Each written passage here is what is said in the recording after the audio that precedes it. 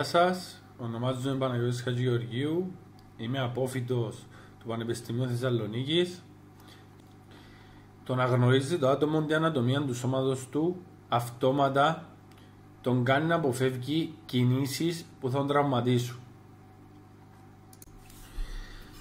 Πολλά άτομα που παρουσιάζουν μετατόπιση του μυριαίου οστού, δηλαδή του πάνω οστού, βλέπουμε ότι έχουν φθορά στην επιγονατίδα και πόνον ή ερεθισμό, επιγονατίδα εδώ μέσα από το σύνδεσμο, και πόνο σε αυτό το σημείο. Ο λόγος της μετατόπισης μπορεί να είναι λόγω αδυναμίας μειών που όθησαν το οστό να έρθει προς τα έξω.